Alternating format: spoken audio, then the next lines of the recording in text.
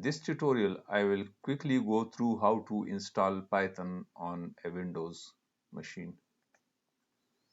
Go to the Python main website, that is the python.org in your browser.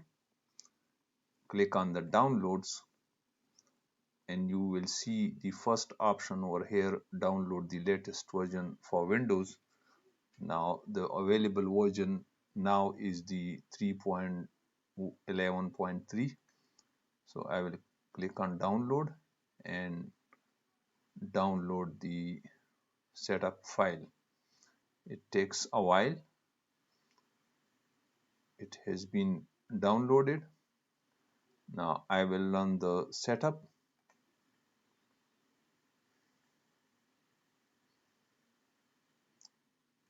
Since I have already installed, it is asking me for the customization. I will say install now. Yes, and it will start the installation process.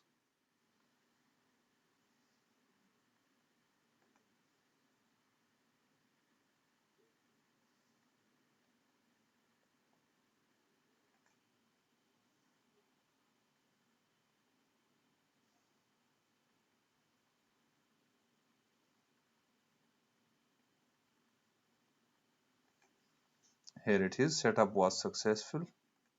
Close it. Now I have installed Python on my computer. The next step is to verify the Python installation, and that can be done from the command prompt. So I will open the command prompt and I will give the command python dash dash version, and when I enter it, I will get the Python version over here. If it means that the Python is successfully installed on my Windows operating system.